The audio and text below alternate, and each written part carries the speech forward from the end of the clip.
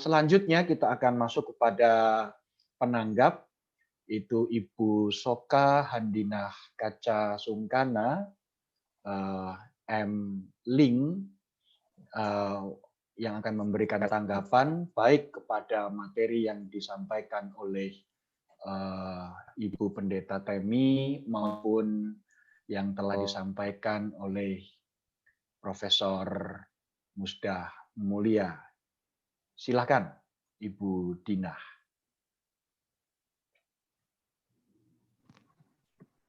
Baik, terima kasih. Salam bulan perempuan untuk kita semua. Salam bulan perempuan. Pendeta Surya tadi kuliah dari Pendeta Temi dan Profesor Musdah sungguh luar biasa ya di di hari yang mendung ini telah membakar spirit kita ya, menghadirkan lagi spirit perjuangan perempuan yang berkongres tahun 1928 yang lalu ya, dan mencerahkan juga wacana tentang apa itu kepemimpinan feminisme, apa itu politik tubuh, bagaimana keterkaitannya dengan konteks saat ini. Saya kira saya sampai bingung saya mau menanggapi di yang mana nih ya gitu, karena semua sudah sangat komprehensif disampaikan tadi dan sangat-sangat mencerahkan apa yang disampaikan oleh Pendeta Temi tentang wacana tentang kajian Bible itu ya, yang memunculkan banyak sekali spirit-spirit atau prinsip-prinsip kepemimpinan feminis dari para tokoh yang tadi telah disampaikan.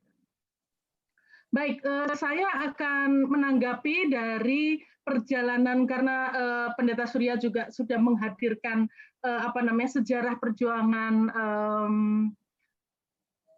perempuan Indonesia dengan mengambil jangkar di Kongres Perempuan pertama 22 Desember tahun 28, maka saya juga akan mengajak kita untuk menelaah itu semua dan nanti mengkaitkan dengan konteks saat ini dengan mengambil beberapa hal yang sudah disampaikan oleh para penjara sebelumnya. Mungkin apakah saya yang akan men-share screen-nya, Pendeta Surya, atau dari... Terserah sih, Ibu mau dari saya boleh atau? Saya boleh? Boleh. Ya, oke.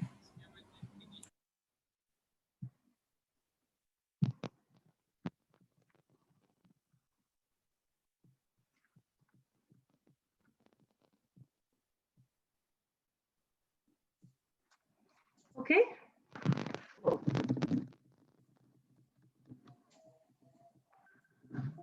Ya. Kita mulai dari apa itu gerakan perempuan ya. Kenapa ini saya hadirkan? Karena ini terkait dengan isu-isu yang dimunculkan oleh para pemimpin feminis atau yang tidak mengklaim dirinya sebagai pemimpin feminis, tapi di dalamnya mengandung unsur-unsur prinsip kepemimpinan dalam feminis. Ya, gerakan perempuan itu berbeda dengan gerakan yang lain karena dia adalah keseluruhan dari spektrum dari tindakan individu, kolektif, organisasi yang berusaha untuk mengurangi aspek-aspek subordinasi berbasis gender. Jadi tidak semua organisasi perempuan atau tidak semua perempuan itu bagian dari gerakan perempuan itu sendiri apabila dia tidak merecognize adanya subordinasi berbasis gender. Ya. Sebentar Bu Dina, sudah share screen itu? Sudah. Belum terlihat di layar. Oh, maaf. Kenapa ya? Bentar.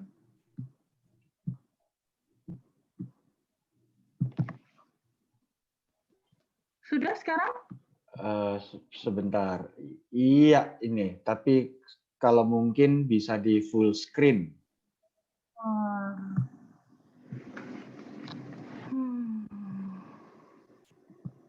Di bagian bawah PowerPoint itu. Nah, sip. Ya, makasih. Monggo, silakan dilanjut. Ya, saya lanjutkan bahwa walaupun mungkin secara lahiriah atau secara fisik dia perempuan, tapi kalau dia tidak merecognize adanya aspek-aspek subordinasi berbasis gender, maka dia tidak bisa disebut sebagai gerakan perempuan itu sendiri, ya, atau relasi penindasan yang lainnya, yaitu kelas, ras, etnis, budaya, umur, dan preferensi seksual. Banyak pemimpin-pemimpin perempuan, tapi tidak menjadikan aspek-aspek subordinasi berbasis gender dan beberapa aspek yang lain ini sebagai basis dari perjuangannya, maka dia tidak bisa kita sebut sebagai pemimpin feminis atau gerakan perempuan. Gitu ya. Jadi kekhasan gerakan perempuan adalah dia merecognize dan kemudian memperjuangkan agar aspek-aspek subordinasi berbasis gender tersebut itu dikurangi, gitu ya, termasuk subordinasi berbasis kelas, berbasis ras, etnis, budaya, umur, dan preferensi seksual itu. Gitu ya. Dan kekhasan dari gerakan perempuan adalah dia tidak harus selalu terlihat gegap gempita, gitu ya. Tetapi dia bisa saja sesuatu yang tidak tampak, tidak terdengar, seperti digambarkan oleh Barbara Ryan itu seperti bulu yang jatuh ke tanah, yang tidak semua orang mendengar. Tapi dia ada terus-menerus dilakukan oleh baik itu individu, kolektif maupun organisasi, ya. Ya. Karena itu isu feminisme, karena dia berbasis pada subordinasi gender, kelas, dan lain-lain itu, maka dia tidak hanya etik dan politik transformasional, tetapi dia merupakan proses yang diskursif, yaitu proses produksi makna. Ya, dia merobohkan makna-makna lama yang telah mensubordinasi perempuan dan kelompok-kelompok marginal yang lain, menggulingkan representasi gender dan membangun representasi gender yang baru, yaitu tentang keperempuanan itu sendiri, ya, lalu tentang identitas, lalu tentang kesadaran dan kolektivitas. Itulah spirit dari feminisme. Dan tadi disebutkan oleh Bu Musdah tentang personal is political, ya. Jadi dia merecognize hal-hal yang di ruang publik maupun di ruang privat, ya. Karena hal-hal yang di ruang publik seringkali mencerminkan subordinasi dan perjuangan perempuan di wilayah privat. Demikian juga sebaliknya. Nah, ini yang dalam politik mainstream maskulinitas ini nggak ada, gitu ya. Nah, karena itu apa yang disebut dengan kepemimpinan feminis, karena kita sedang bicara tentang itu, kepemimpinan feminis melihat bahwa patriarki yang tercermin melalui semua struktur dan institusi adalah sebuah sistem yang mengglorifikasi itu mengagung-agungkan, ya, dominasi atau penguasaan, kontrol, kekerasan, daya saing, dan keserakahan. Nanti kita akan kaitkan dengan situasi saat ini, ya. Karena tadi Bu Ruth dan Bu Musdah menyentil tentang politik elektoral saat ini yang penuh dengan politik dinasti dan oligarki. Ya, di mana itu semua merendahkan laki-laki dan menyangkal kemanusiaan perempuan, ya. Jadi tidak hanya perempuan yang dirugikan, tapi juga laki-laki itu sendiri. Patriarki itu seperti itu, ya. Nah, jadi kepemimpinan feminis adalah kepemimpinan yang mengeksplorasi dan mengekspos kemanusiaan dan dengan sendirinya menentang patriarki, karena patriarki telah menyangkal kemanusiaan. Kepemimpinan feminis adalah juga kepemimpinan transformasional yang menyasar pada akar masalah perubahan sosial. Ya, jadi kalau kepemimpinannya itu melanggengkan ketidakadilan, ya dia bukan kepemimpinan feminis. Gitu ya. Lalu kepemimpinan yang transformasional feminis adalah kepemimpinan yang bertujuan untuk pencapaian keadilan gender di semua aspek. Lalu kepemimpinan transformasional feminis adalah jadi pemimpin itu perlu menjalani proses transformasi pribadi, peningkatan kesadaran dan internalisasi nilai-nilai feminisme. Tanpa itu dia tidak akan bisa menjadi pemimpin dengan prinsip-prinsip feminisme yang transformasional. Ya.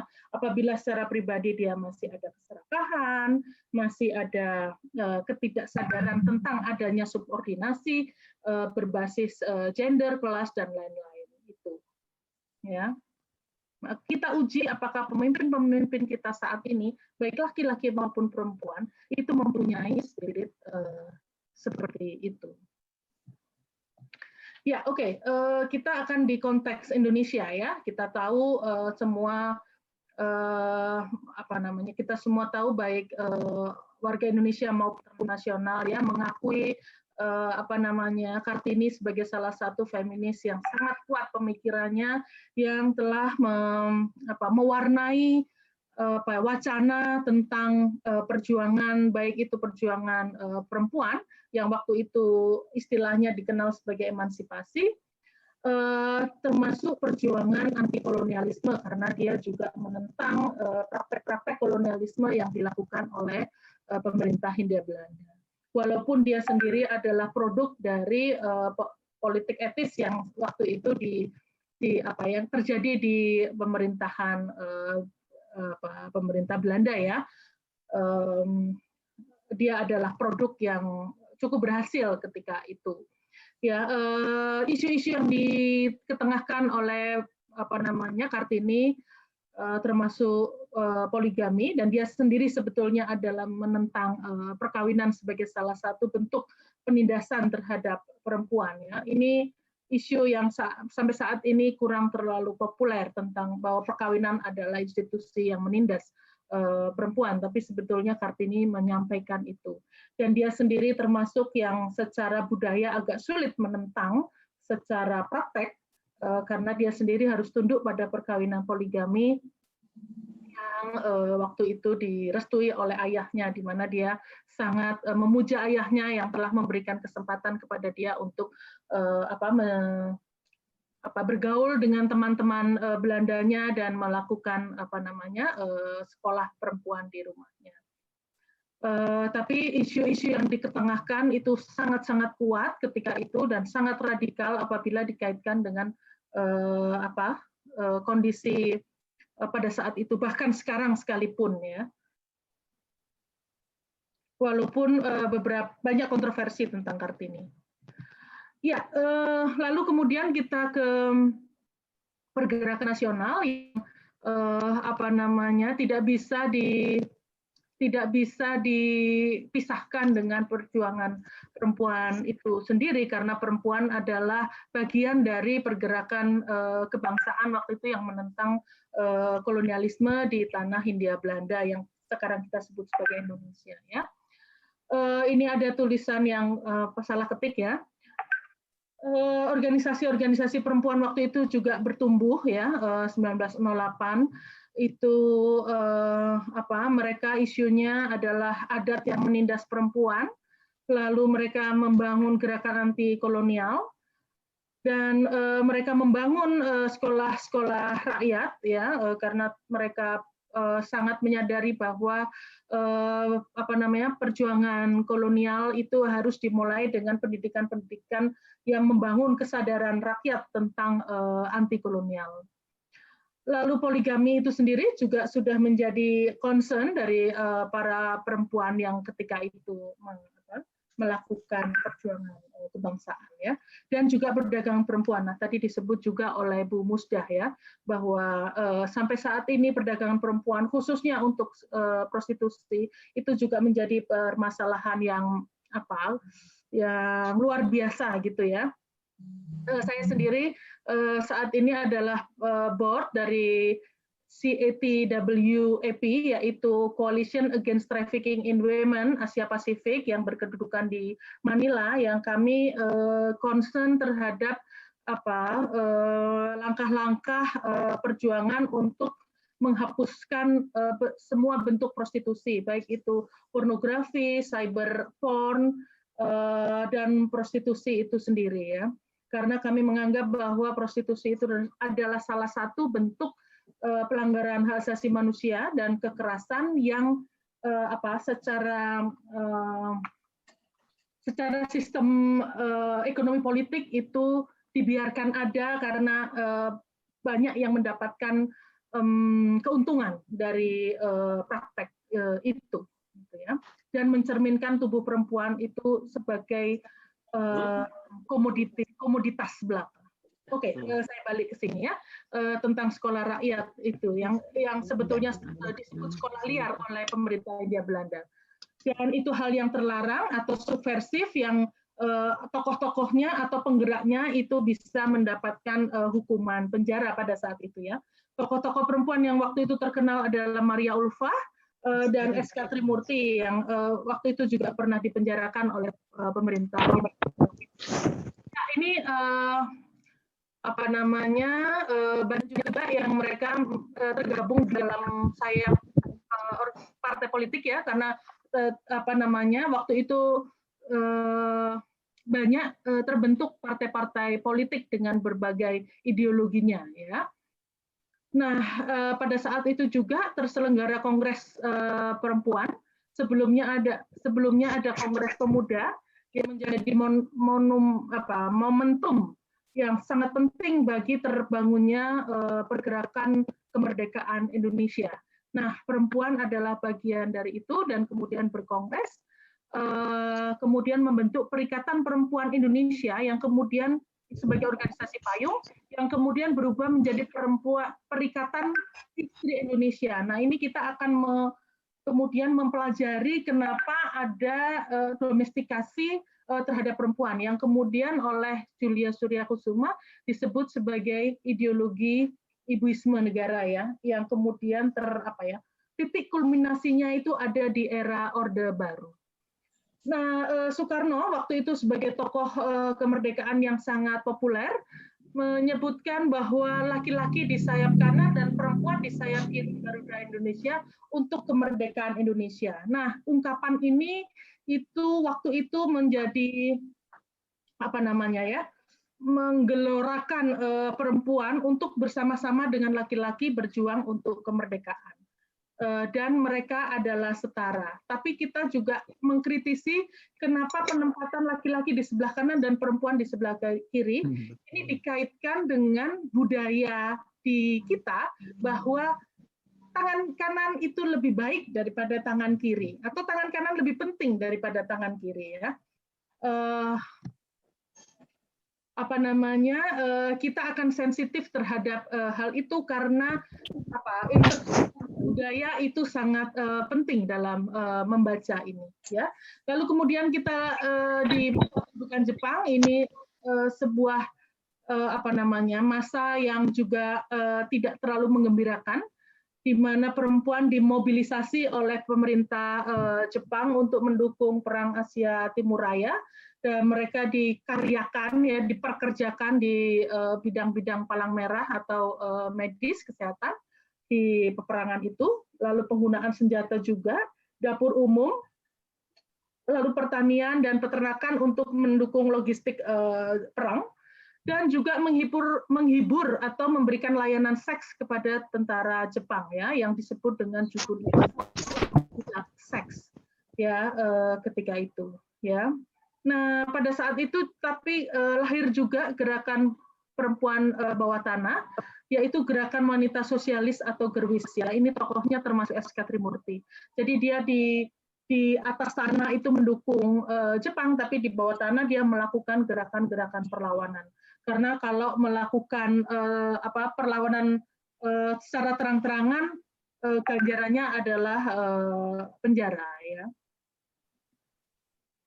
Nah, kemudian setelah masa kemerdekaan ya 45, kita tahu kita menjalani masa mempertahankan kemerdekaan karena Belanda waktu itu datang lagi untuk melakukan usaha-usaha untuk menduduki lagi Hindia Belanda atau Indonesia karena sudah disebut dalam kemerdekaan ya, dalam proklamasi ya.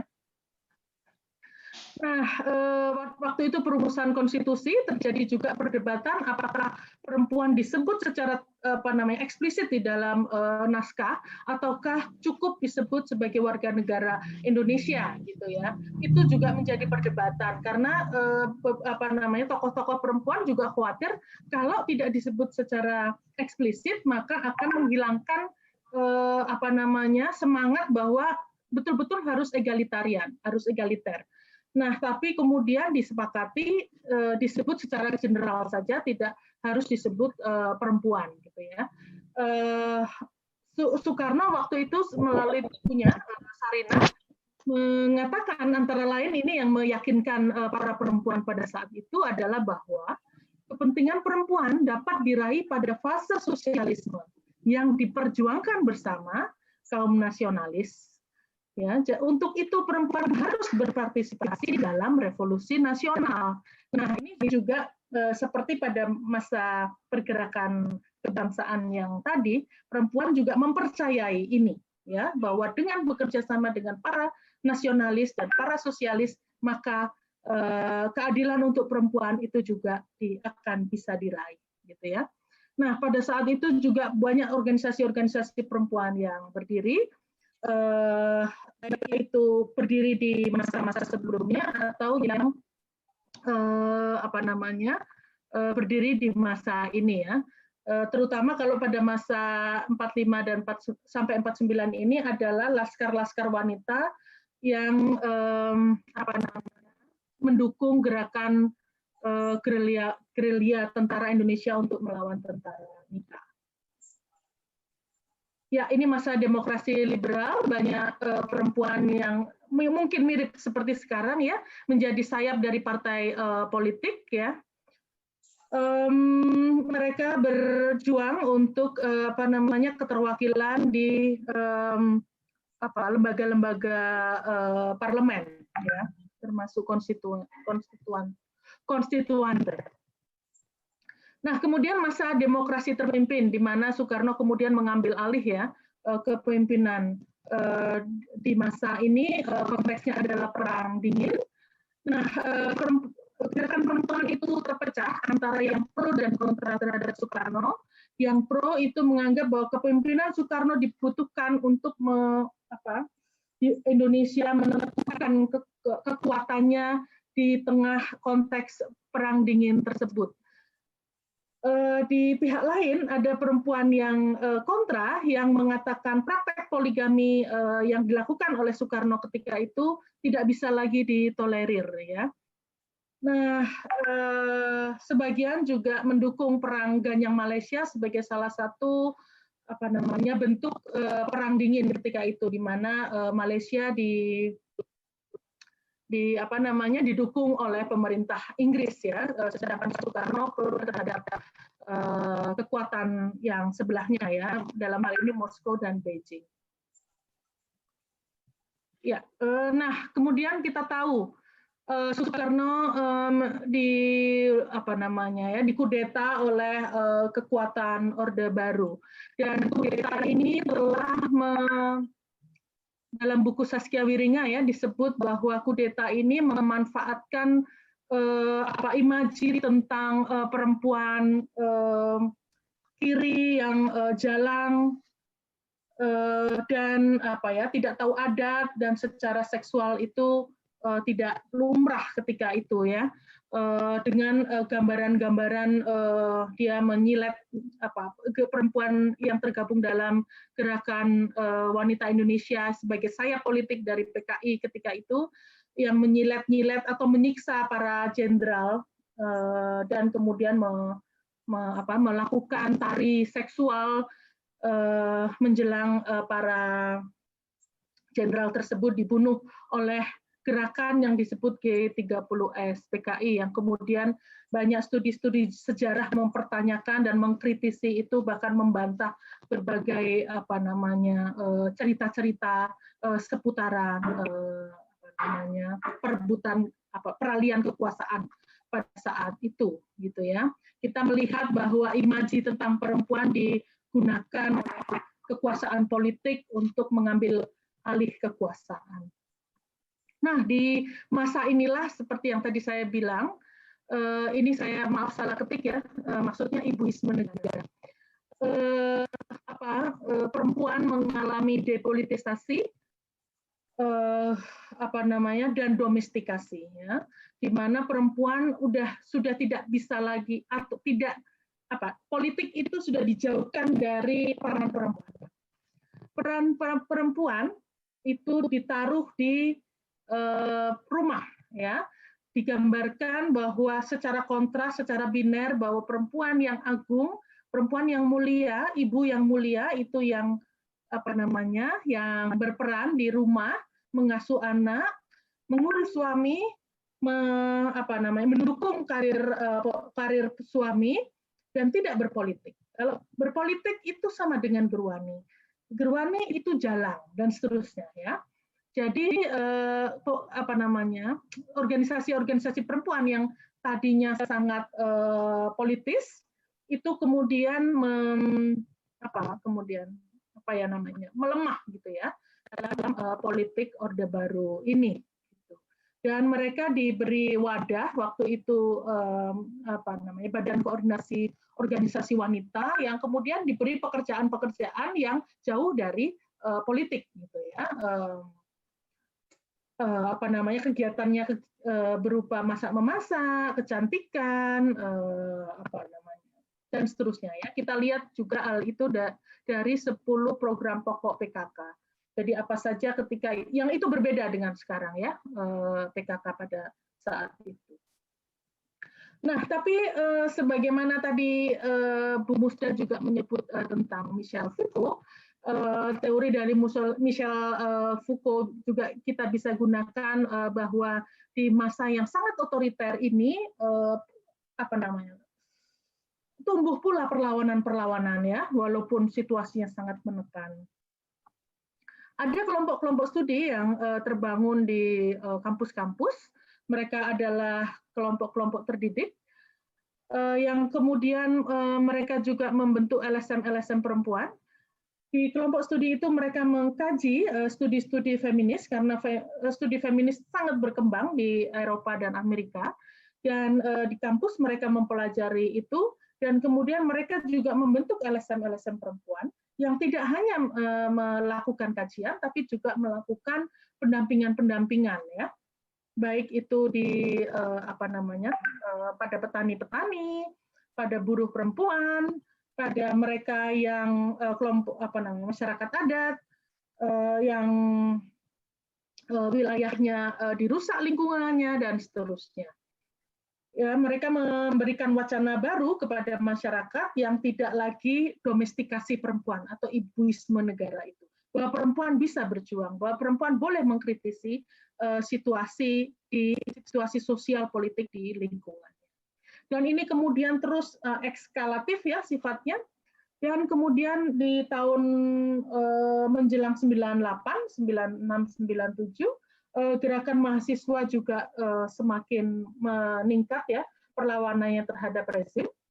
Nah, LSM-LSM perempuan, kelompok studi dan gerakan mahasiswa itu kemudian berkolaborasi, istilahnya sekarang ya, untuk melawan rezim Orde Baru ya. Dan kemudian kita tahu tahun 98 Orde Baru runtuh juga dengan menyisakan cerita-cerita tentang bagaimana perempuan-perempuan khususnya dari etnis Tionghoa ketika itu menjadi alat dari kekuasaan ketika itu ya, untuk menunjukkan saling menunjukkan wajahnya ya dalam persaingan kekuasaan ketika itu. Jadi di sini juga para aktivis gerakan perempuan ketika itu berhasil menunjukkan kepada negara dan kepada dunia bahwa strategi militer ketika itu telah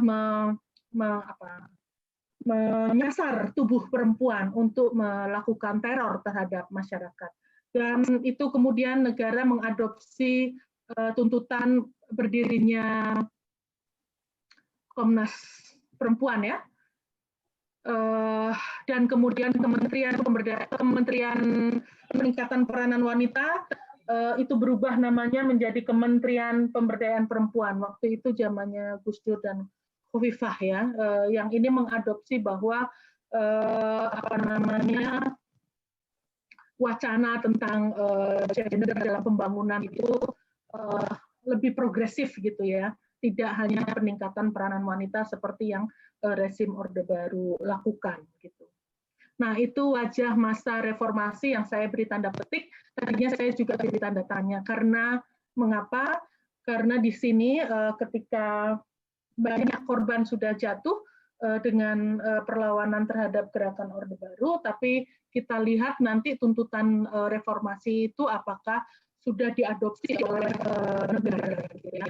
Dan juga apakah kekuatan-kekuatan masyarakat sipil itu berhasil mengkonsolidasi diri untuk terus memperjuangkan agenda reformasi. Karena agenda reformasi itu dibangun dengan kekuatan perempuan juga gitu ya, melalui perdebatan-perdebatan yang waktu itu juga sangat sengit. Karena waktu itu juga misalnya ya ada organisasi mahasiswa yang mengatakan ini ngapain perempuan ikut-ikutan, ini kayak waktu itu istilahnya itu penumpang gelap gitu, penumpang gelap reformasi. Padahal kita tahu bahwa perempuan adalah bagian dari gerakan itu sendiri, dan kemudian kita berhasil tunjukkan bahwa kita bagian dari gerakan itu karena kita sudah melakukan pengorganisasian di grassroots, dan pengorganisasian itu berkolaborasi juga untuk berhasil meruntuhkan rezim Orde Baru yang sangat otoriter ketika itu gitu ya. Nah, kemudian kita politik elektoral yang tadi juga Bu Musda, Bu Ruth juga menyampaikan bahwa politik elektoral kita wajahnya ya dari sejak masa 2000-an awal setelah reformasi sampai sekarang itu seperti pengkhianatan terhadap spirit affirmative action yang diadopsi di dalam undang-undang politik kita ya, di mana kepentingan perempuan bukan menjadi hal yang utama. Yang utama kemudian hanyalah memunculkan perempuan-perempuan di dalam pemilu, tapi substansi dari tadi itu mengakhiri subordinasi gender dan seterusnya tadi itu yang menjadi perhatian utama dari feminisme itu nggak ada lagi gitu ya. Yang ada hanya politik yang beberapa teman menyebutnya politik vagina, karena hanya orang dengan fisik perempuan aja yang dimunculkan tanpa dengan mengabaikan substansinya. Nah, saya balik lagi. Nah, di sini ada transisi demokrasi di mana ada tuntutan, salah satunya adalah penyelesaian HAM di masa lalu ya. Ini salah satu syarat adanya transisi demokrasi dari masa otoriter ke masa yang demokratis. Dan kita tahu bahwa sampai sekarang tuntutan ini masih agenda ini masih menjadi tuntutan gitu maksud saya ya. Belum pemerintah yang lahir dari politik elektoral sejak masa reformasi sampai sekarang belum berhasil menyelesaikan agenda ini gitu ya. Dan nanti kita akan juga koreksi bagaimana kekuatan masyarakat sipil terhadap agenda ini sampai sekarang. Lalu yang saya sampaikan ini gagalnya konsolidasi politik dari kekuatan pro-demokrasi dan HAM sampai sekarang, karena terpecah-pecah. Bahkan beberapa di antaranya berada di kubu yang terindikasi menjadi salah satu pelanggar HAM di masa lalu. Gitu ya. Saya terus terang akan menyampaikan ini terus-menerus, bukan karena apa-apa, tapi ini salah satu yang menghancurkan atau menjadi backlash terhadap gerakan perempuan. Gitu ya.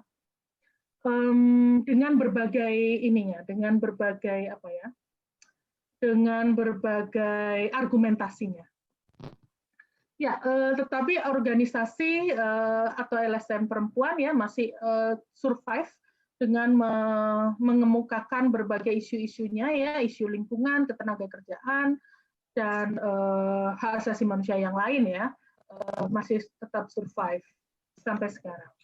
Nah, kondisi saat ini foto ini saya ambil dari koleksi Dewi Chandraningrum yang bersama-sama dengan kami itu melakukan pendampingan terhadap perempuan-perempuan di kawasan Kendeng yang melawan pembangunan pabrik semen di sana ya, karena telah merusak kawasan pertanian dan lahan resapan air yang selama ini menghidupi mereka. Mungkin tidak hanya Kendeng ya, tapi beberapa kawan-kawan perempuan yang lain juga telah mengkaitkan isu perempuan ini dengan kerusakan lingkungan yang terjadi di daerahnya, gitu ya, seperti yang terjadi di Kalimantan, di Papua, dan di tempat-tempat lain ya. Ya ini sebetulnya termasuk sekarang ini ya, pandemi COVID-19 ini dikaitkan dengan bahwa eksploitasi besar-besaran terhadap alam ini telah merusak alam dan kemudian akan bereaksi balik gitu ya kepada manusia.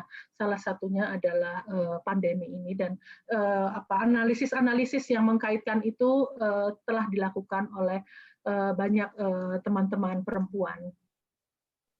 Lalu legislasi yang dilakukan oleh para LSM perempuan ini ya di berbagai sektor ya, ketenagakerjaan dan lain-lain ya. Sekarang ini termasuk undang-undang UU ya, rancangan undang-undang penghapusan kekerasan seksual yang diadvokasi oleh kawan-kawan LSM perempuan dan organisasi-organisasi perempuan. Termasuk rancangan undang-undang perlindungan pekerja rumah tangga ya, atau domestic worker.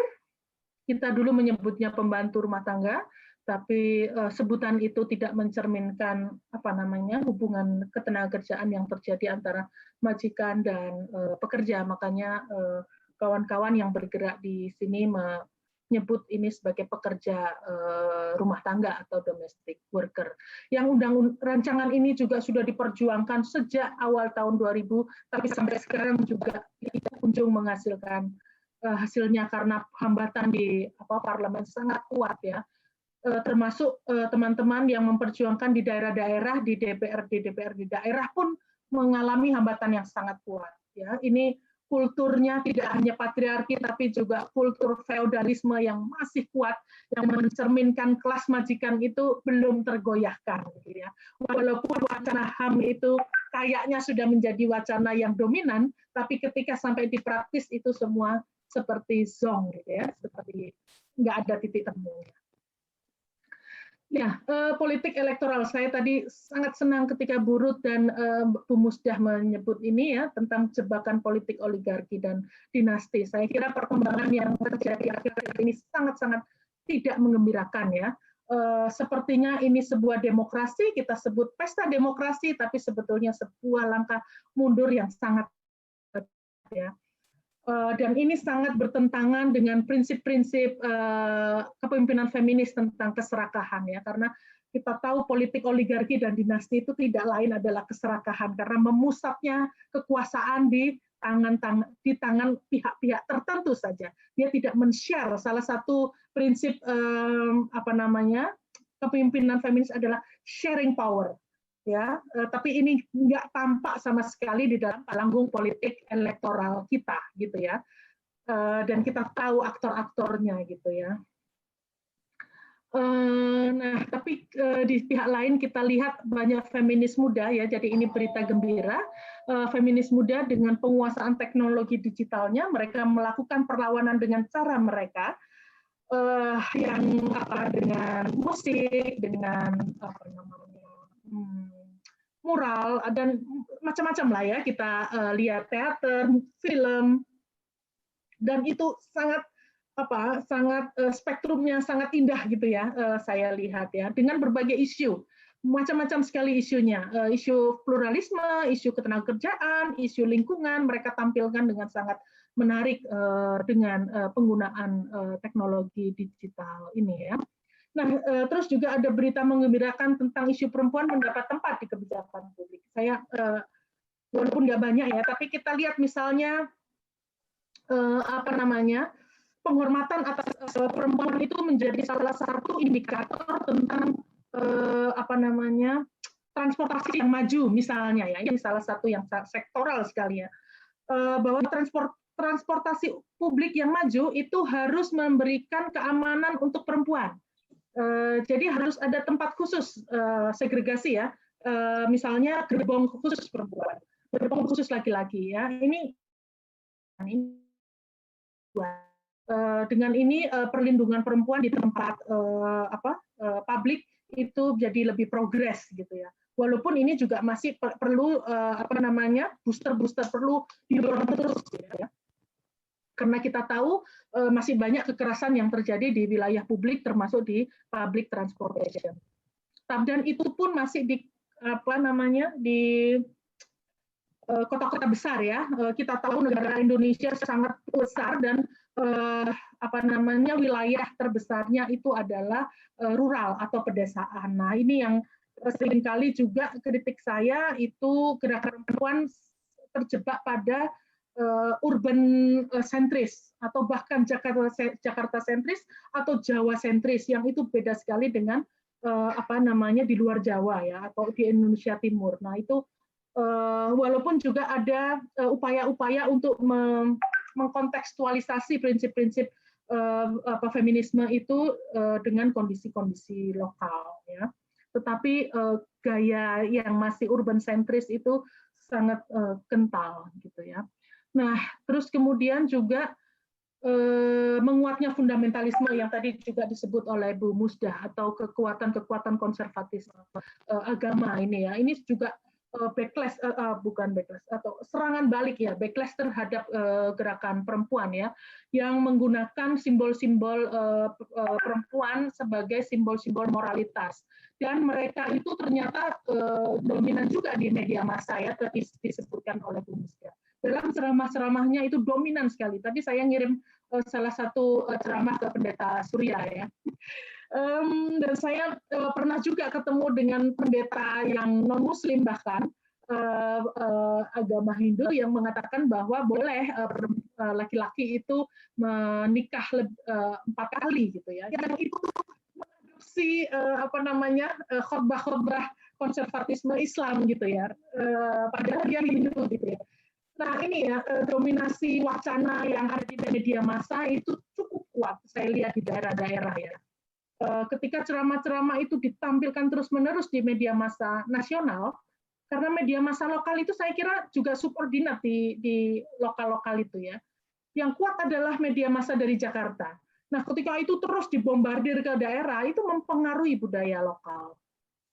Dan saya kira itu juga harus diatasi ya, karena menyerang perempuan juga.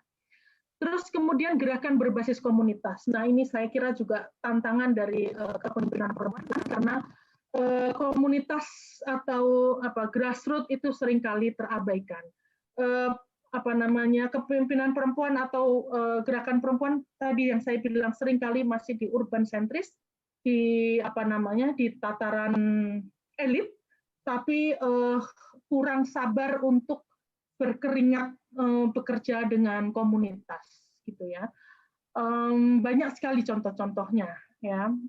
Saat ini kan banyak sekali tadi saya bilang kelompok-kelompok perempuan yang terancam ruang hidupnya karena lahan pertanian semakin menyempit, kebijakan pertanian juga tidak berpihak, harga pupuk naik, kredit untuk petani sulit didapat, petani perempuan tidak diakui pekerjaannya karena yang diakui pekerjaannya sebagai petani adalah laki-laki, sebagai nelayan adalah laki-laki. Tadi Bu Musdah menyentil itu.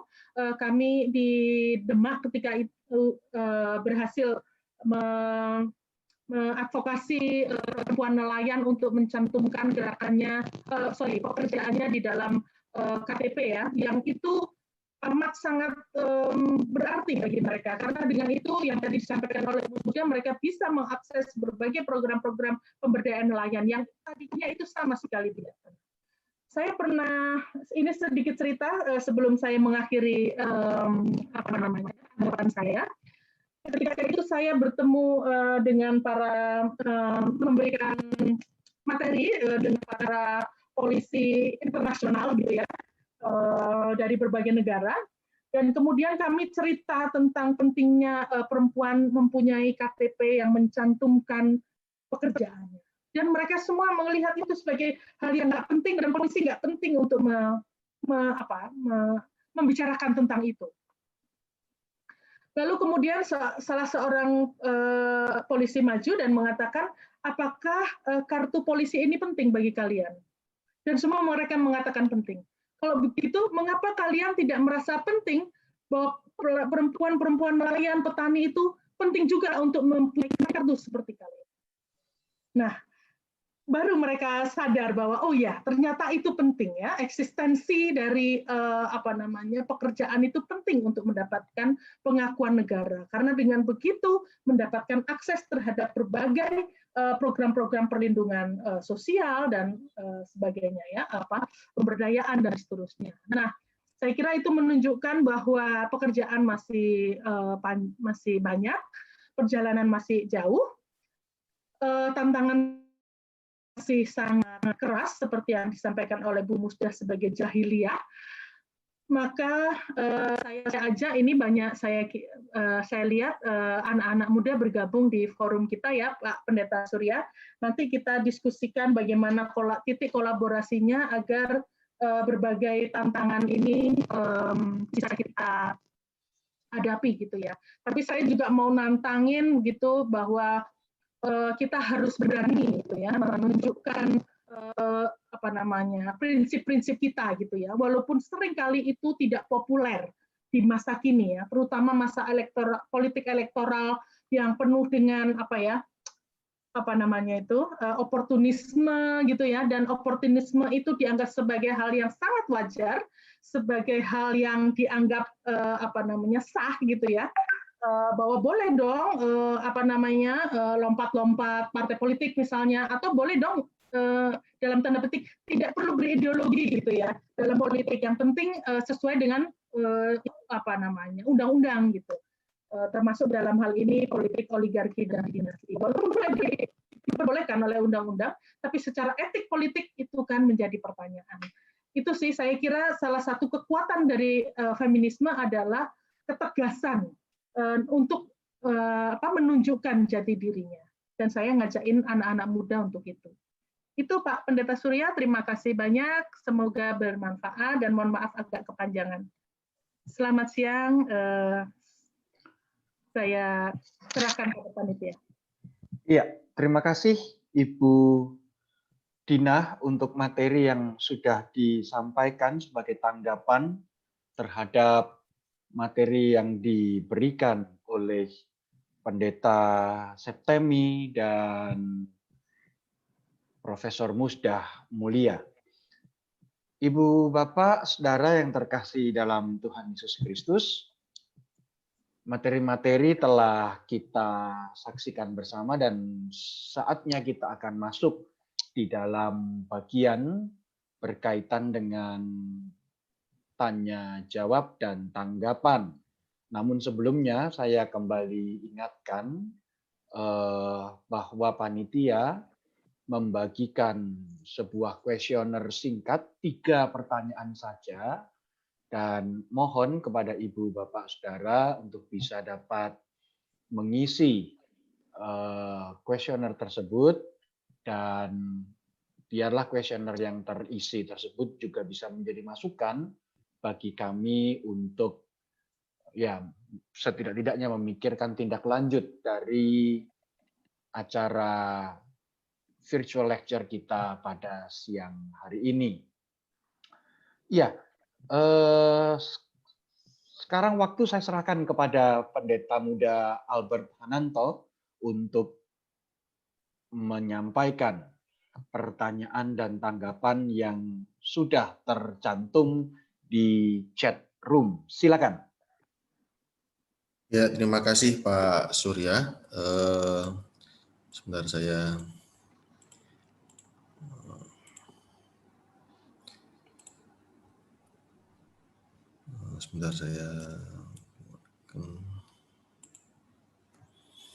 Oke, ada beberapa tanggapan yang masuk. Yang pertama dari Ibu Gayatri.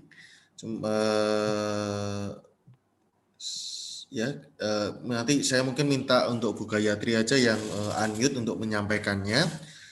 Tapi ada pertanyaan yang sesudahnya, yaitu dari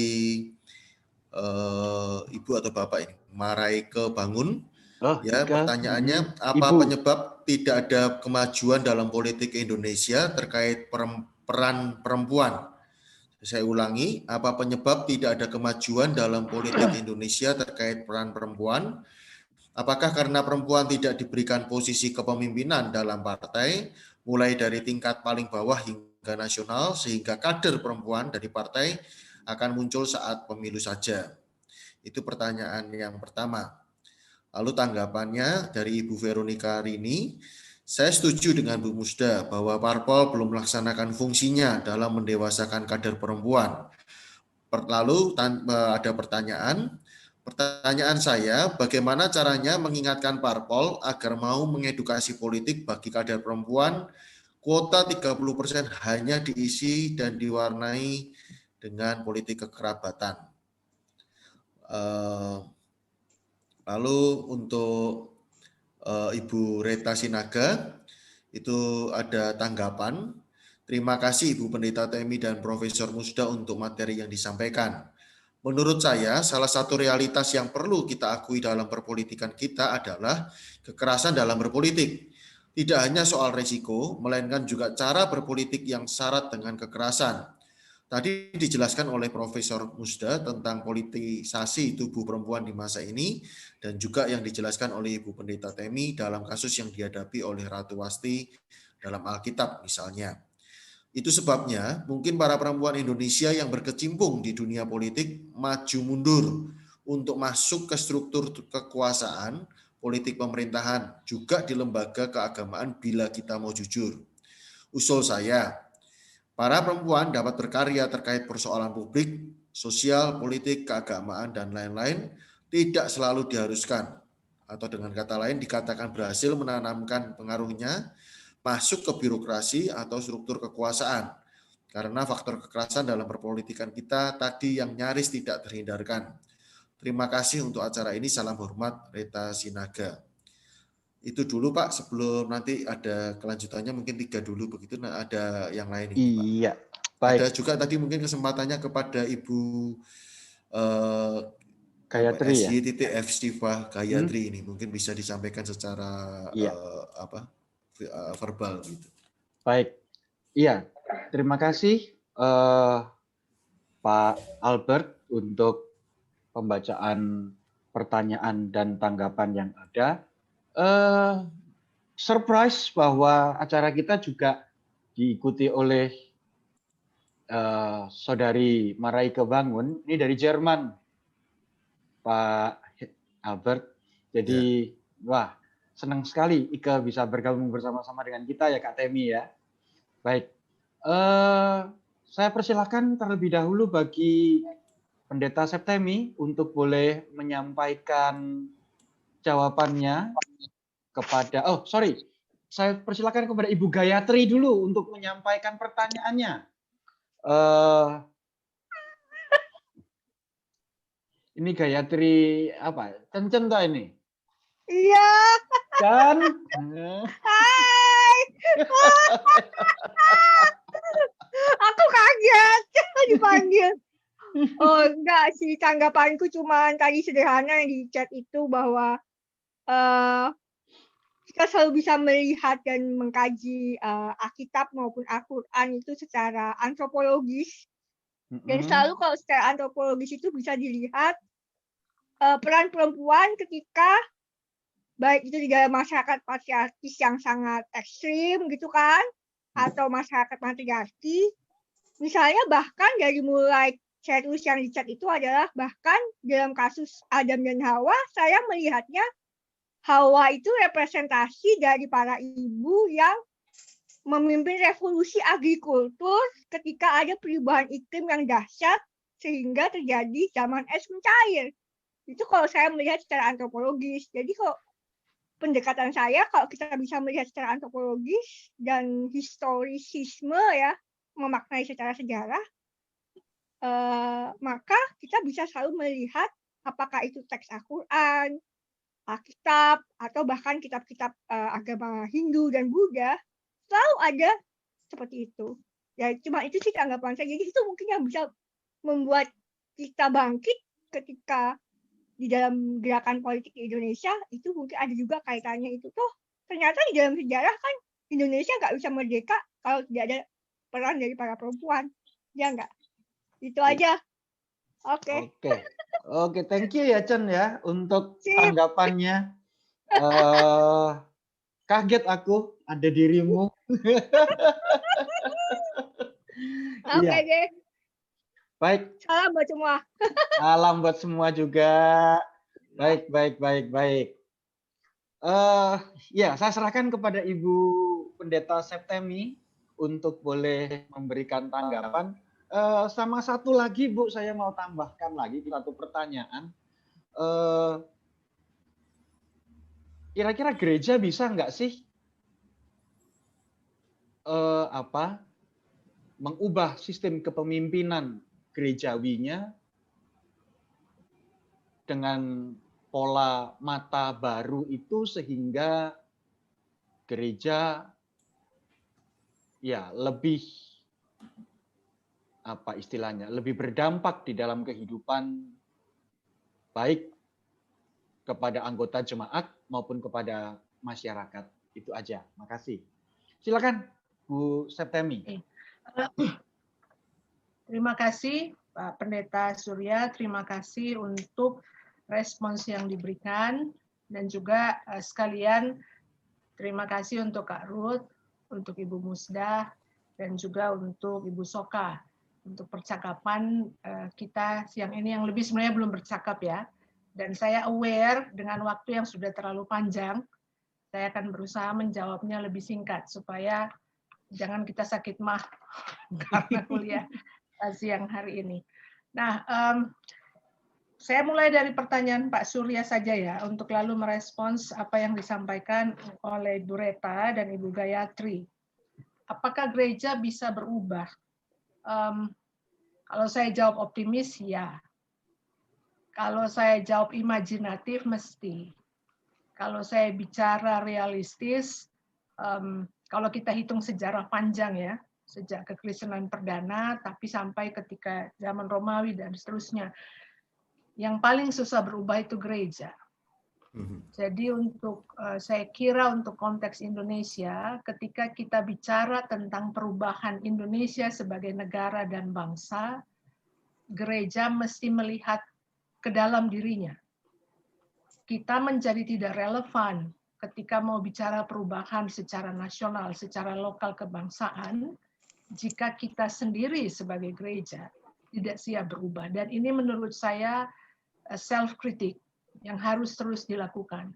Karena untuk saya yang sangat mendasar adalah menjadi Kristen itu di Indonesia tidak mungkin tanpa menjadi Indonesia.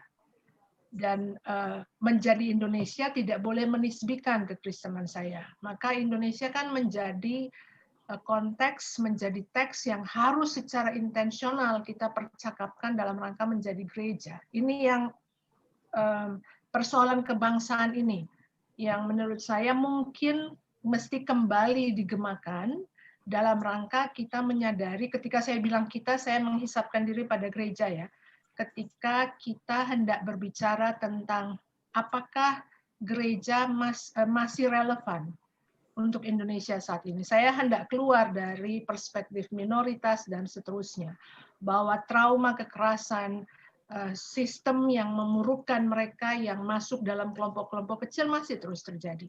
Dan oleh karena itu paradigma menggereja mesti secara terus-menerus kita bicarakan dalam rangka mengindonesia. Dan ini ada warisannya dalam teologi Protestan dan Katolik di Indonesia. Cuma dalam beberapa, khususnya dalam masa Orde Baru itu seperti lenyap dia. Dan suara-suara feminis di dalam keindonesiaan, khususnya Protestan, pertama memang tidak langsung bicara tentang Indonesia, khususnya pada era 90-an ya, karena terlalu banyak di dalam gereja itu yang harus dibenahi. Nah, oleh karena itu saya kira dalam kuliah siang ini ketika saya diminta bicara tentang Alkitab, untuk saya persoalan mendasarnya adalah apakah Alkitab itu kompatibel sebagai teks teologis, jadi bukan hanya sebagai teks religius ya, sebagai teks teologis dalam rangka membicarakan persoalan perempuan kepemimpinan di Indonesia pada saat ini. Saya mesti mengatakan mesti kompatibel, karena identitas keagamaan itu identitas yang berkelindan, lebih sering dia contradictory dengan identitas keindonesiaan. Apa boleh buat? Karena pendekatan Pancasila yang sangat legalistik pada masa Indonesia, Orde Baru tersebut. Kenapa saya bicara seperti ini rekan-rekan? Karena ada anggapan bahwa teolog Kristen itu tidak mampu dan tidak mau bicara tentang politik. Dan ini yang menurut saya tidak fair. Dan kita mesti, karena ketika kita bicara tentang berteologi di Indonesia, Indonesia adalah penanda pertama. Dan kita tidak boleh lupa itu, kita tidak berteologi di luar Indonesia. Ini lahir dari rahim Indonesia. Dan yang kita sedang percakapkan, saya kira sejak tadi adalah ketika bicara kepemimpinan perempuan di Indonesia, kita mesti bicara wajah publik agama seperti apa yang diperlihatkan. Wajah publik agama itu menjadi semakin fundamentalis konservatif. Dan wajah publik agama itu berbenturan sebenarnya dengan ide-ide luhur bangsa ini yang percaya bahwa agama punya kapasitas untuk menghadirkan realitas yang kondusif untuk lahir dan tumbuhnya demokrasi. Jadi pada bukan hanya pasca reformasi ya saya kira, cuma pasca reformasi memperlihatkan ketidaksiapan agama untuk menghadirkan wajah publiknya yang sebenarnya kompatibel dengan demokrasi, untuk bicara tentang pandangan yang moderat atau progresif atau inklusif dan seterusnya.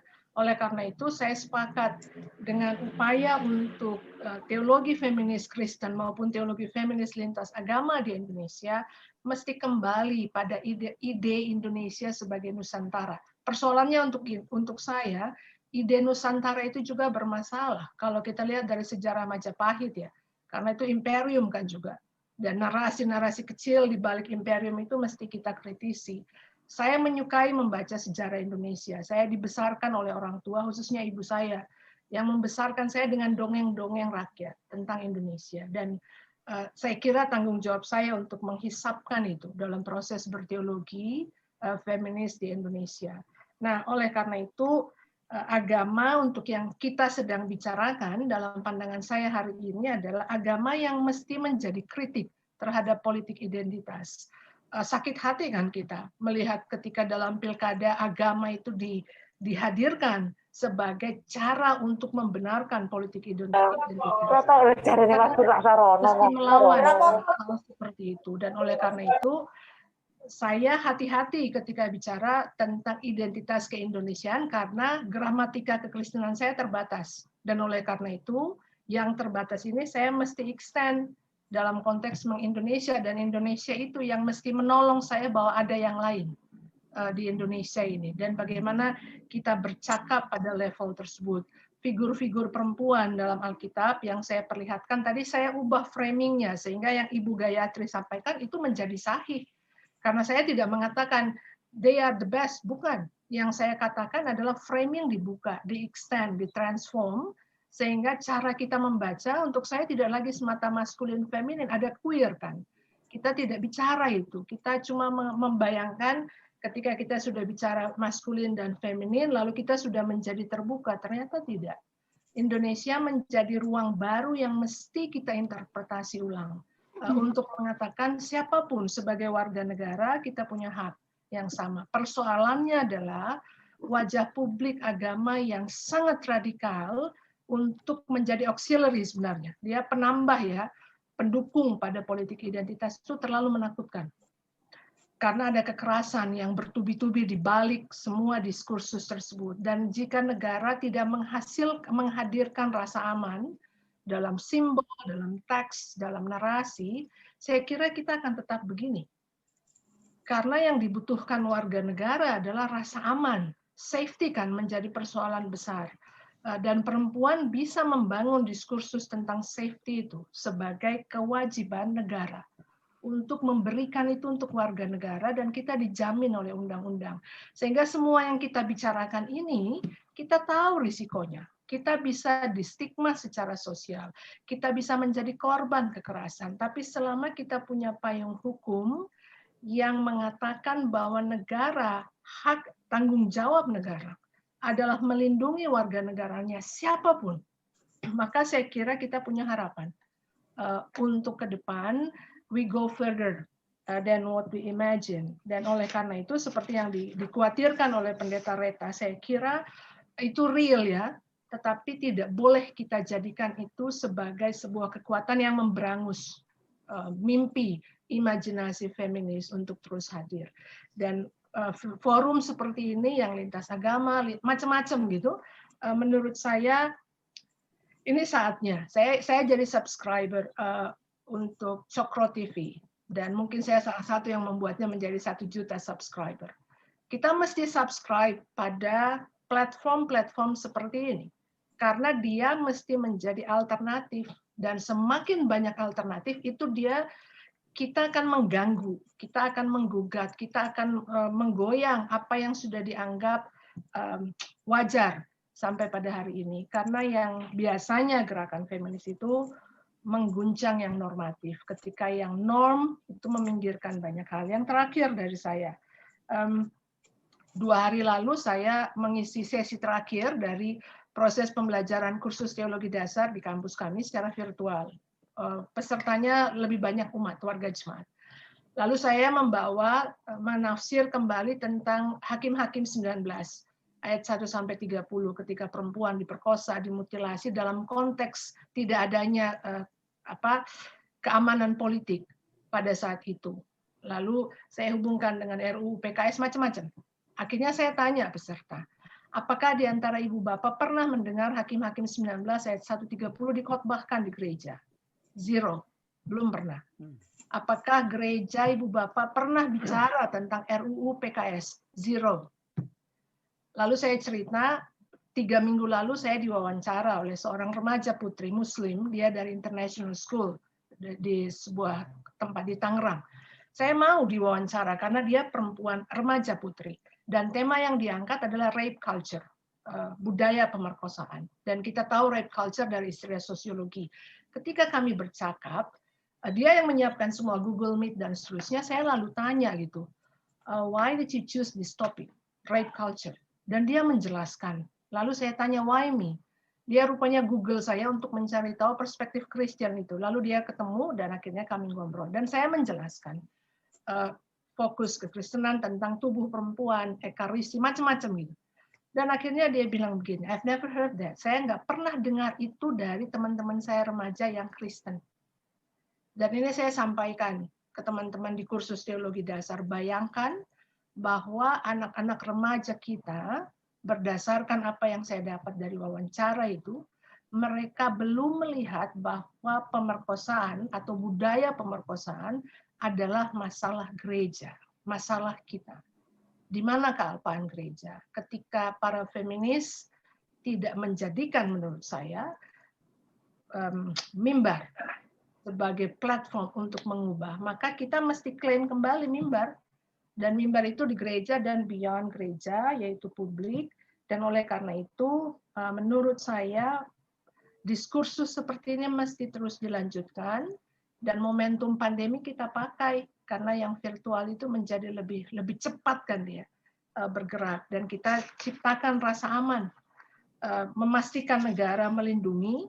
Dan ketika negara belum bisa melakukan itu dengan lebih baik, saya kira network, maka social regulation menurut saya harus kuat. Jadi regulasi sosial, kesadaran empati sosial, siapapun kita, warga negara atau bukan menurut saya. Karena Indonesia adalah taruhannya menurut saya.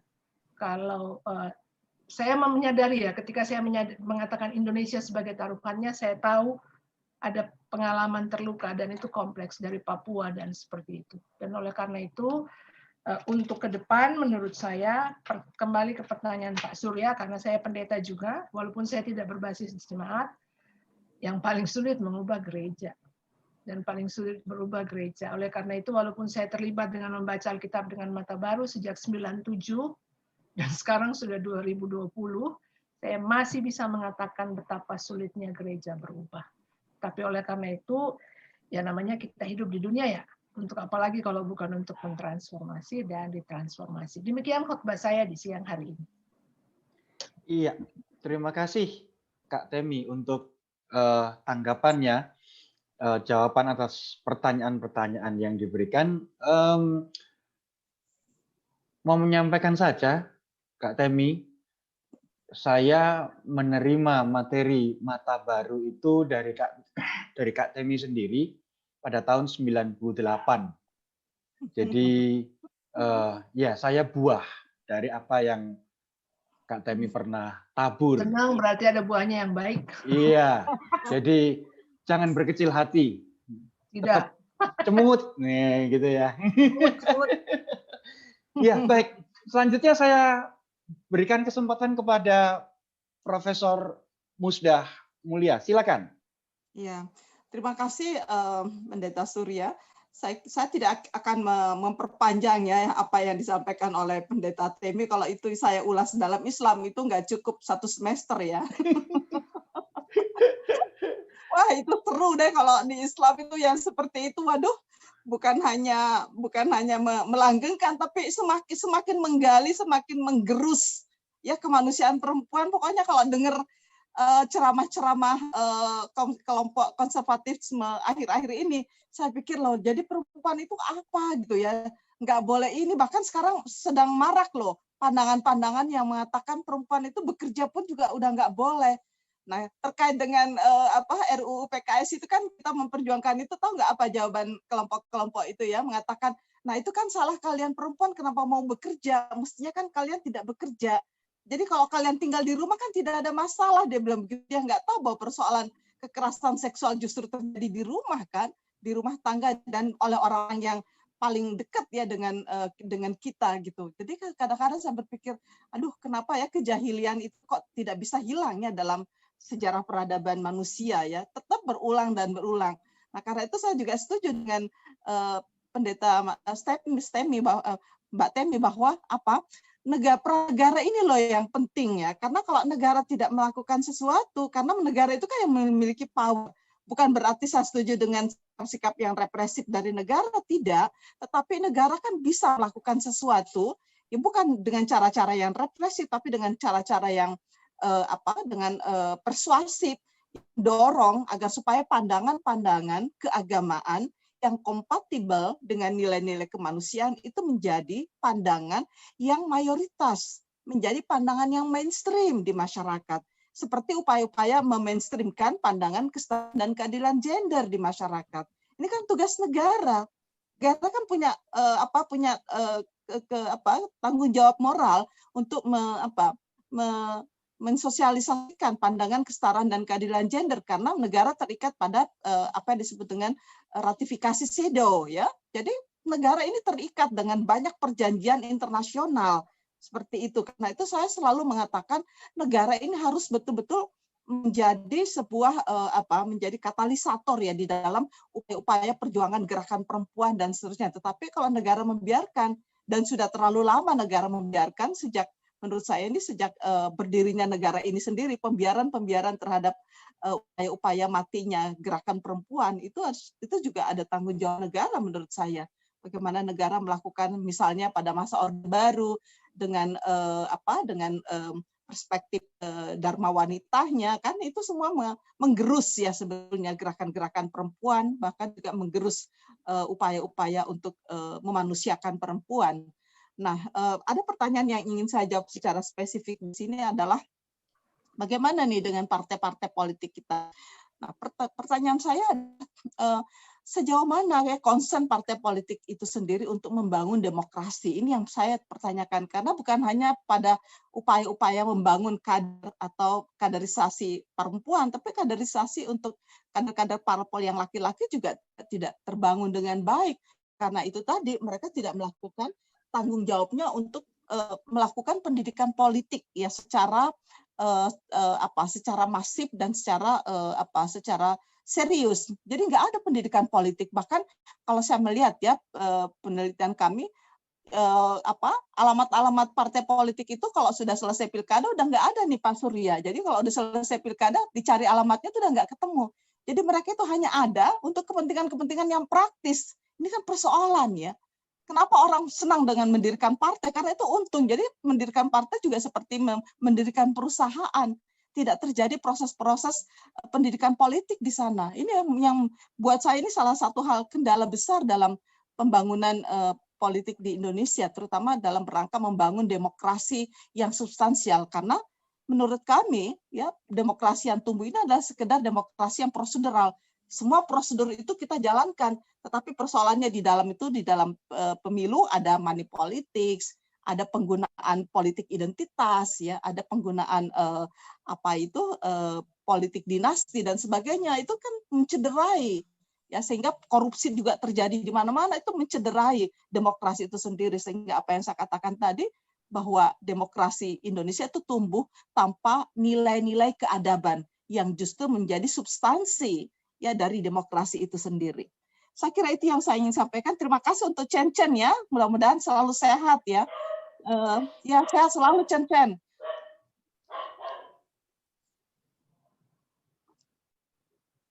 Terima kasih Pak Surya. Iya, terima kasih Bu Musdah untuk jawaban atas tanggapan dan pertanyaannya. Kalau boleh saya nambah satu pertanyaan Bu Musdah. Boleh. Kenapa kita nggak buat kongres perempuan lagi? Bisa saja, tetapi persoalannya kelompok-kelompok perempuan ini sekarang sudah terfriksi ya, terbagi-bagi, dan saya nggak tahu apakah itu ada suatu kesengajaan atau tidak. Jadi perempuan itu terbagi dalam banyak partai, dalam banyak kepentingan, sehingga untuk bersatu itu kayaknya susah sekali. Ya, karena persoalan kita itu banyak, jadi menjadi banyak sekali. Nah, kita tidak memiliki satu kepentingan untuk untuk bersatu di dalam sebuah gerakan ya. Karena itu saya pikir ya ini juga satu problem nih buat gerakan perempuan, karena kita sudah terbelah-belah dalam banyak kotak, sehingga untuk bersatu itu menjadi sangat sulit. Ego sektoral itu berarti ya. Iya. Ya. Iya. Baik. Terima kasih. Apakah masih ada yang mau disampaikan lagi, Bu Musdah? Cukup? Saya kira saya hanya ingin mengatakan mungkin sebagai closing statement ya. Udah terakhir ya? Belum. Masih ada satu lagi. Saya hanya ingin mengatakan bahwa buat saya ya kita nggak boleh hopeless, nggak boleh pesimis. Tetap menurut saya ada 3 hal yang harus kita lakukan ya. Pertama adalah upaya-upaya rekonstruksi budaya, karena kita tahu hambatan kita yang paling mendasar ini adalah budaya patriarkal. Nah, upaya untuk mengeliminasinya adalah melalui upaya-upaya rekonstruksi budaya, dan saya selalu percaya pada pendidikan. Pendidikan dalam arti yang seluas-luasnya, mulai dari pendidikan di dalam keluarga. Bagaimana di dalam keluarga kita mulai? Karena kalau kita tidak memulainya dari keluarga, saya selalu mengatakan itu ya bagaimana Anda mau melakukan upaya-upaya membangun keadilan, ya membangun prinsip kesetaraan. Kalau di dalam keluarga sendiri Anda tidak mengalami itu ya. Jadi pendidikan dalam keluarga itu penting sekali. Dan dimulai dari kita masing-masing melakukan upaya-upaya sesuai dengan kapasitas kita masing-masing. Jadi buat saya pendidikan itu kata kunci. Bagaimana kita mendorong nih pemerintah juga untuk betul-betul, karena saya melihat ada beberapa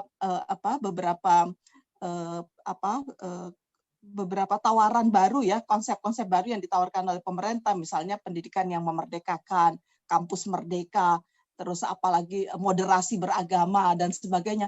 Dan saya berpikir tolong ya pemerintah juga jangan menjadikan itu hanya sekedar konsep-konsep yang yang mengawang-awang gitu, nggak membumi gitu. Jadi moderasi beragama misalnya kan bagus sekali ya, mengajak masyarakat beragama apapun agama dan kepercayaannya untuk mengedepankan sikap yang moderat, ya, sikap yang mengedepankan toleransi, sikap yang mengedepankan penghormatan terhadap orang yang berbeda. Tapi ini harus dibumikan dalam bentuk kegiatan-kegiatan yang real dan itu berlangsung konkret di masyarakat kita. Karena kalau hanya sekedar wacana dan kemudian menguap dan kemudian kita nanti berganti kepemimpinan, hilang lagi semua itu. Nah, ini yang penting buat saya nih ya. Jadi harus konsisten ya dilakukan dan benar-benar sampai ke level grassroots. Karena seringkali ide-ide besar ini, gagasan-gagasan besar perubahan ini hanya ada di level atas dan hanya berupa berupa wacana yang tidak sungguh-sungguh diimplementasikan dalam bentuk kegiatan-kegiatan yang real dan menyentuh kalangan luas di masyarakat. Nah, yang kedua menurut saya ini penting juga kita melakukan upaya-upaya reform. Nah, bukan hanya kita meng-create undang-undang seperti undang-undang penghapusan kekerasan seksual dan undang-undang ini juga di satu ini undang-undang yang terbengkalai ya, undang-undang undang-undang untuk perlindungan terhadap pekerja rumah tangga. Ini udah 6 tahun juga nih Pak Pendeta. Saya heran juga nih kok kita semuanya yang mengaku beragama ini kok tidak, karena terus terang kondisi pekerja rumah tangga ini kan masih seperti saya ingin mengatakan masih seperti perbudakan dalam masyarakat kita ini, karena itu mereka tuh perlu ada perlindungan berupa undang-undang sehingga jam kerjanya itu jelas, ya job kerjanya itu jelas, dan kemudian ini juga persoalan dan herannya nggak ada partai yang tertarik untuk memberikan perhatiannya kepada kesuksesan dari rancangan undang-undang ini. Nah, bukan hanya kita meng-create undang-undang ini, tapi juga sejumlah ya undang-undang yang membelenggu ya hak-hak perempuan, undang-undang perkawinan ya, undang-undang kesehatan itu juga masih mengandung sejumlah pasal yang sifatnya itu anarkis ya dan diskriminatif terhadap perempuan. Nah, mestinya itu kita kumpulkan saja dulu dan menurut saya harus ada upaya-upaya serius untuk melakukan upaya-upaya reform terhadap berbagai undang-undang, berbagai perda-perda, dan berbagai kebijakan-kebijakan publik yang di dalamnya itu masih ada pasal-pasal yang mendiskriminasikan perempuan. Karena kalau itu dibiarkan, ya seperti inilah yang terjadi. Dan yang ketiga, ya seperti tadi Pendeta Septemi sudah melakukannya, upaya-upaya reinterpretasi. Ya, saya percaya bahwa interpretasi yang ada itu memang cocok atau relevan untuk masanya, tapi interpretasi-interpretasi yang ada di masyarakat kita itu kan dibuatnya itu kan pada abad-abad pertengahan, ya abad-abad ke-9 Masehi misalnya. Karena itu saya pikir dunia ini berubah, dinamika masyarakat kita, kemajuan teknologi kita yang demikian luar biasa dahsyatnya, terutama dalam teknologi informatika, teknologi digital. Nah, kalau agama ini tidak mengalami perubahan, dia tidak mampu merespon. Lalu pertanyaan saya selalu saya sampaikan, untuk apa kita beragama? Kalau agama itu tidak mampu membuat kita bahagia, tidak mampu membuat kita keluar dari problem-problem krusial yang kita hadapi sehari-hari. Karena itu interpretasi keagamaan ini penting sekali, terutama terkait dengan urusan relasi gender baik dalam keluarga maupun dalam kehidupan masyarakat. Itu yang ingin saya katakan, Pak Pendeta Surya. Makasih. Iya, terima kasih Bu Musdah. Ibu Bapak, Saudara yang terkasih, kita akan masuk pada bagian yang mendekati akhir, yaitu persembahan dari teman-teman Perwati. Jadi rupa-rupanya teman-teman Perwati itu membuat satu tayangan video yang sangat baik begitu ya, berkaitan dengan peran perempuan di dalam kehidupan real manusia, dan oleh karena itu saya persilahkan kepada Pendeta Albert untuk menayangkan video yang telah dibuat oleh teman-teman dari Perwati.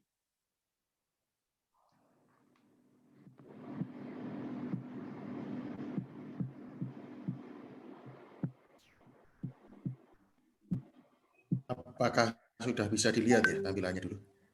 Tampilannya sudah bisa dilihat. Cuman belum full screen ya.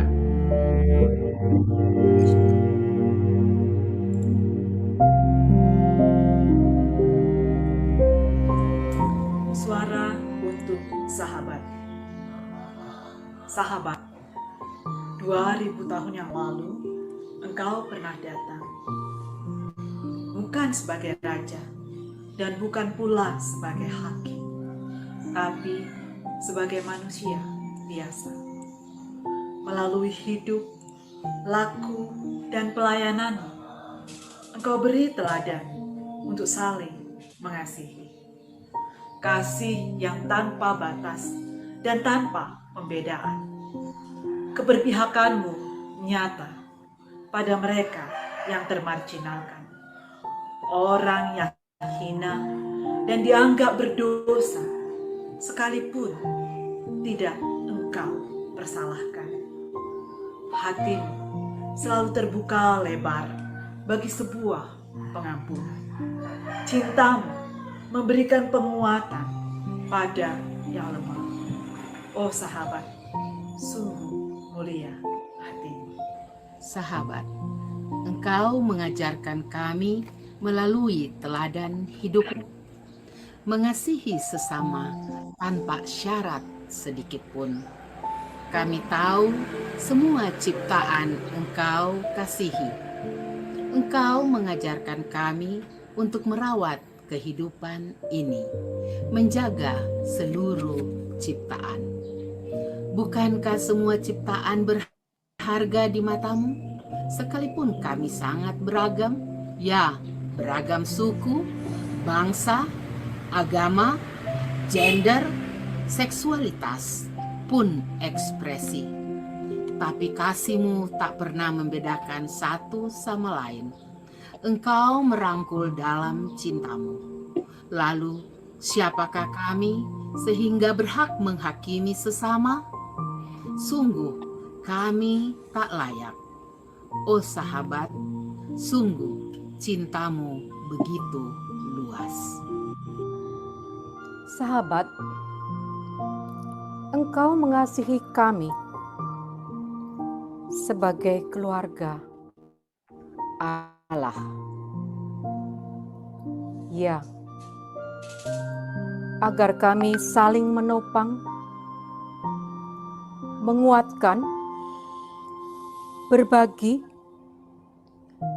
menolong, dan berjalan bersama yang lemah.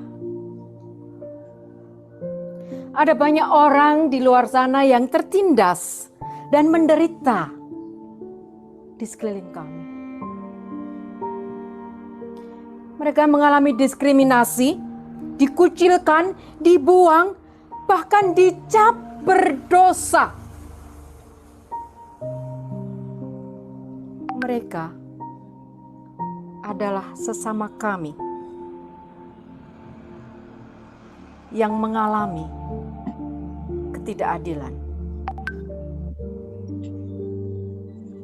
Mereka kerap dirundung gelisah, bertanya-tanya mengapa kami diperlakukan demikian.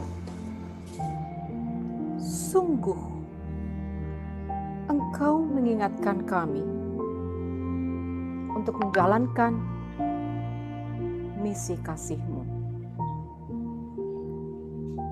Ya, merangkul mereka dalam pelukan, merasakan hangat cinta-Mu. Untuk itulah kami dipanggil sebagai bagian keluarga Allah. Sahabat, sungguh tulus hatimu.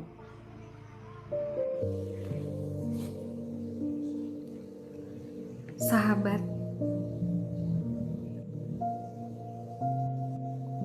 dalam hening dirundung pilu,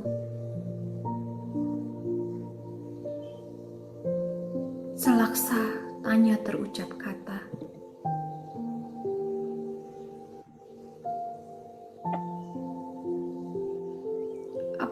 Engkau mendengar jeritan perih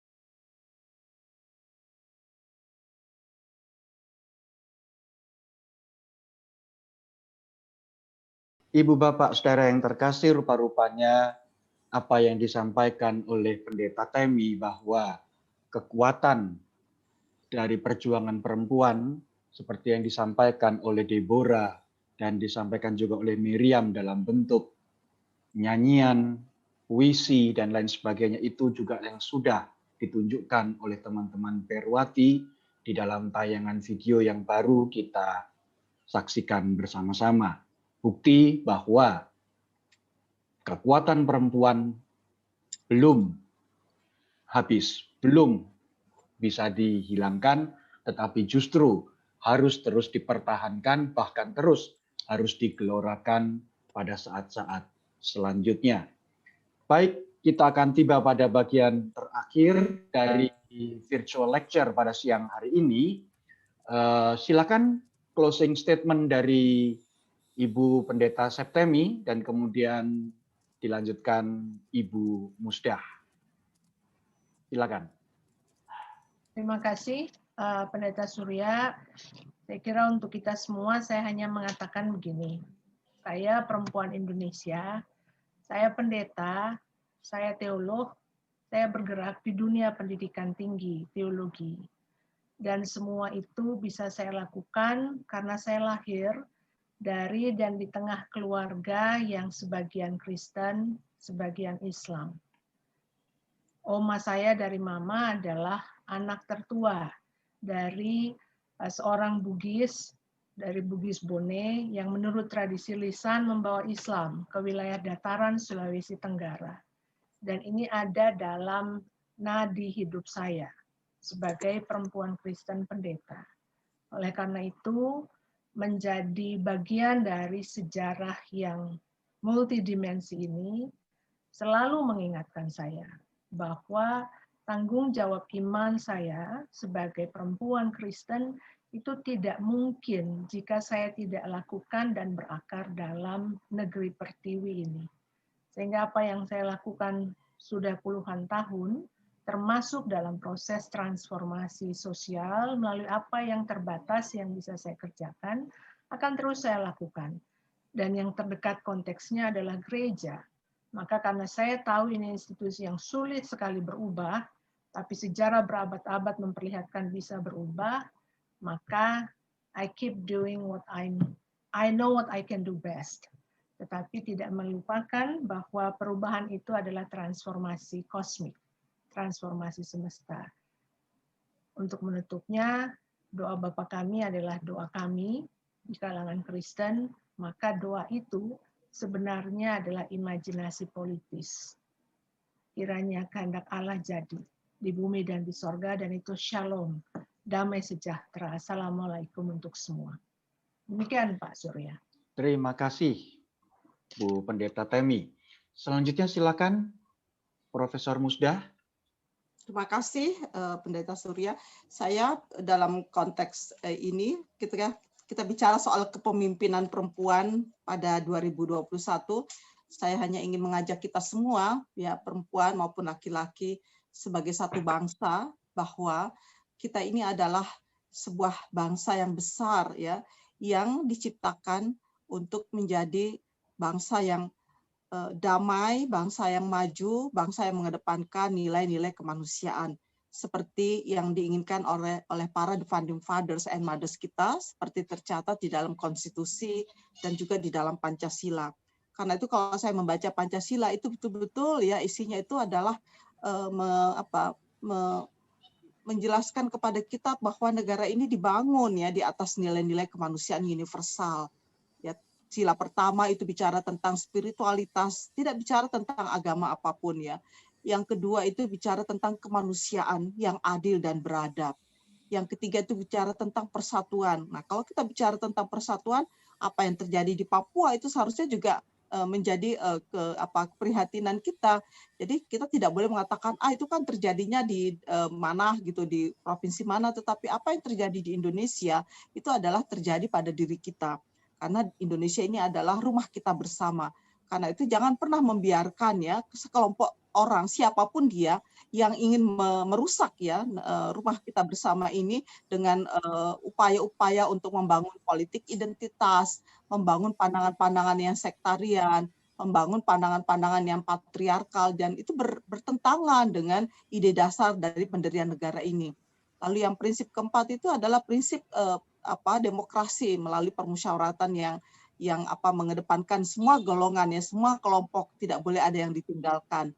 Dan yang kelima, yang ini yang penting nih bagi kita semua adalah keadilan sosial bagi seluruh rakyat Indonesia. Karena itu saya mengajak kita semua bahwa sebagai bangsa maupun juga sebagai orang yang beragama, tentu keadilan itu merupakan inti dari semua ajaran agama. Karena itu keadilan sosial ini yang belum terbangun nih di dalam negara kita.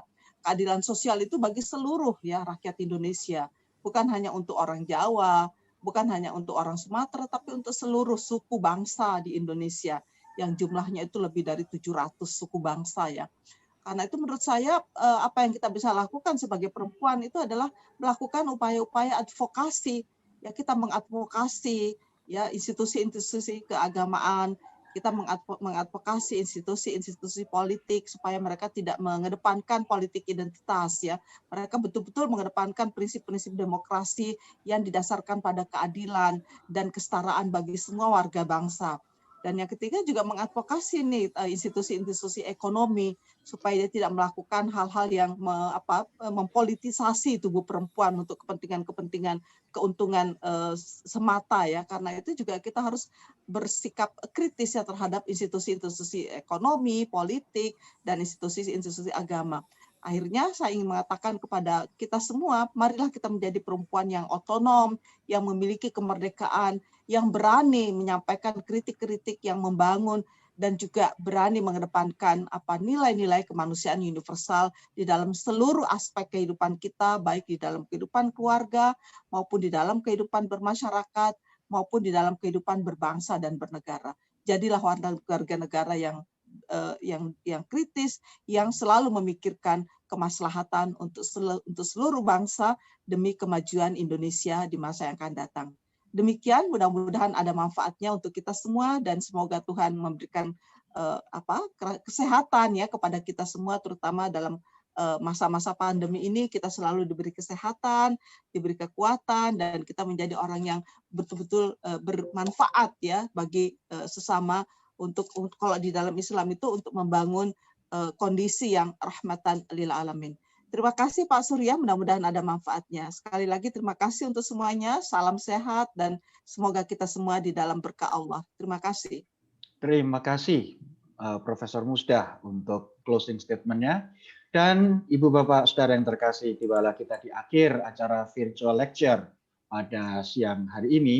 Kita akan akhiri acara ini dengan bersama-sama berdoa. Saya meminta kepada Pendeta Albert untuk bisa menutup acara kita di dalam doa. Silakan.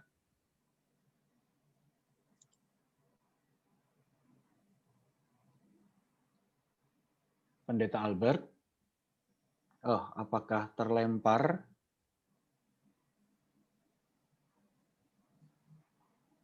Wah, tampaknya terlempar. Keluar karena sinyal. Ya, bukan terlempar karena doa, tapi terlempar karena sinyal. Baik. Masih sudah masuk Pak Albert? Belum? Baik, kalau tidak kita akan akhiri dengan doa. Saya akan layankan doa pada siang hari ini. Mari kita berdoa. Kami bersyukur kepadamu, ya Tuhan yang hidup, ya Allah yang mengasihi dunia ini, untuk segala berkat dan rahmat yang Engkau curahkan kepada kami di dalam segala kerahiman-Mu. Dan kami bersyukur untuk acara yang boleh berlangsung dari pagi, siang, hingga menjelang sore hari ini. Dan biarlah materi-materi yang telah disampaikan oleh para narasumber sungguh-sungguh menginspirasi serta memotivasi kami peserta virtual lecture pada saat ini.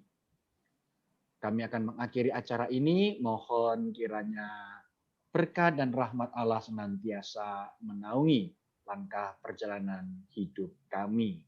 Dalam nama Tuhan Yesus Kristus kami berdoa. Amin. Amin.